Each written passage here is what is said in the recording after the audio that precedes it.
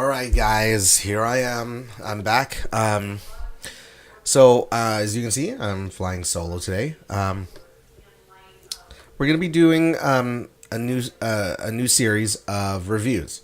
So you're gonna see quite a few reviews from us. It's gonna be mostly Disney. This one's Captain Marvel, as you know. I am gonna do Endgame, and then there's gonna be all of the live action stuff that Disney's going to do, and definitely going to be doing Star Wars at the end. So stay tuned. Hopefully you like this. Subscribe. Give us some feedback. Comments would be definitely appreciated. Likes would be definitely appreciated. So without any further ado, let's talk about it. What do I think about this movie? It's, I would say, definitely slightly above average.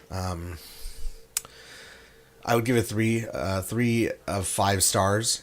It starts off kind of uninspired, but it does end really well. So I would say the last act, the third act, definitely saved this movie. If it wasn't for that third act, you can see the reviews right now. Most of them are saying, "Yeah, I'll give it a thumbs up," but there's some issues with the movie, and some people just out and out say that they didn't like the movie. So there's a reason for that. It's not the strongest, by far, not the strongest Marvel movie. Let me start with the good stuff. So let's talk about the elephant in the room. So a lot has been said about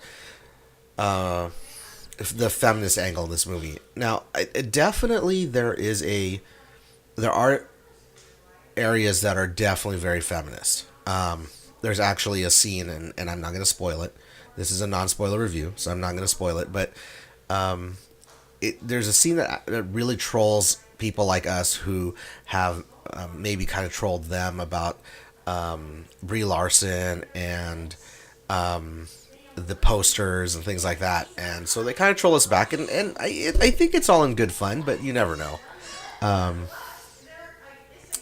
The way I would really put this movie is I would say that it is aggressively girl power. I don't think that it's quite to the level of being a full-on feminist movie. I honestly believe that Brie Larson comments notwithstanding, Marvel really wanted to make a movie that would appeal to feminists, but at the same time, still kind of appeal to the rest of us. And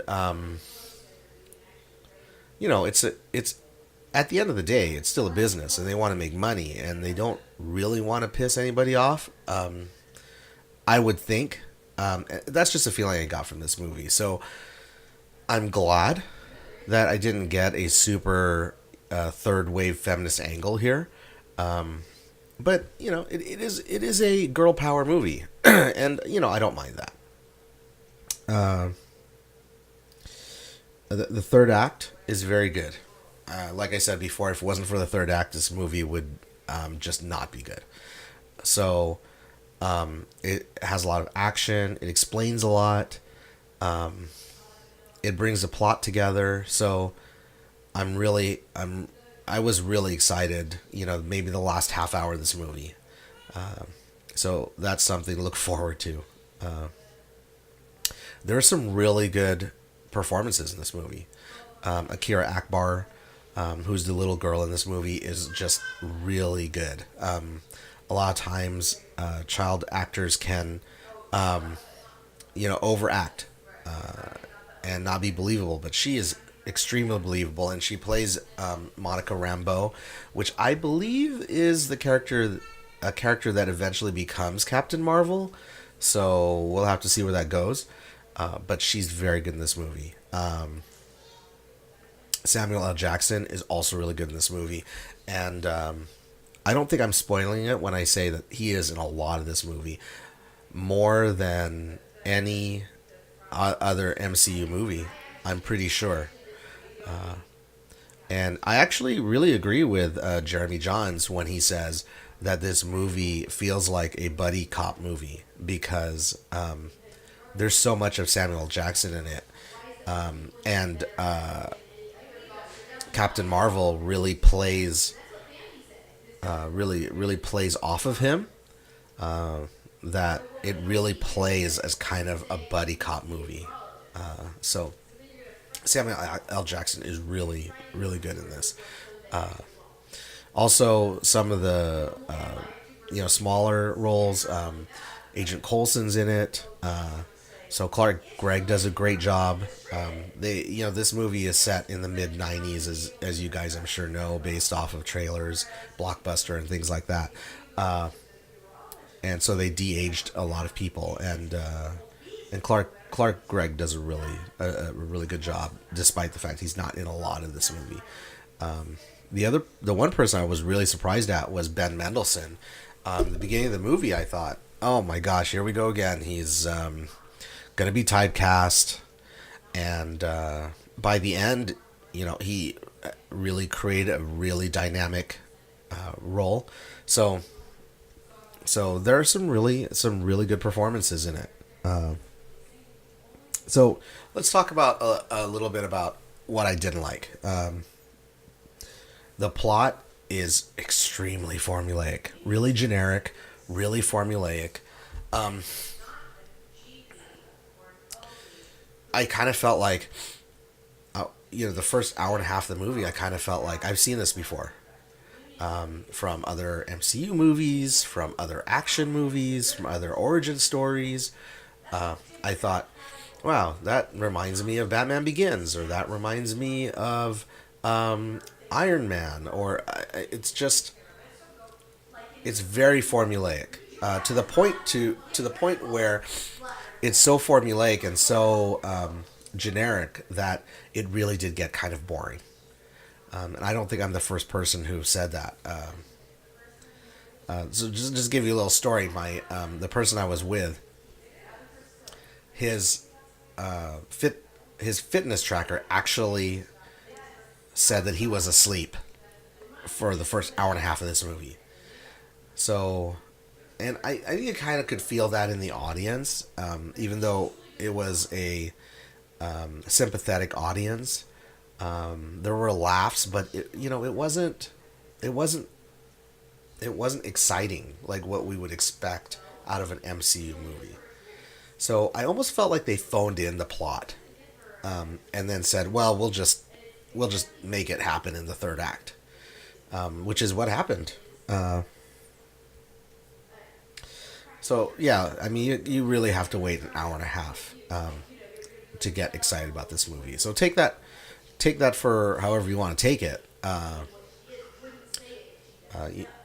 mean, if you want to, if you're fine with just kind of having to sit through the first hour and a half of a movie just to get to a really good third act, well, this is the movie for you.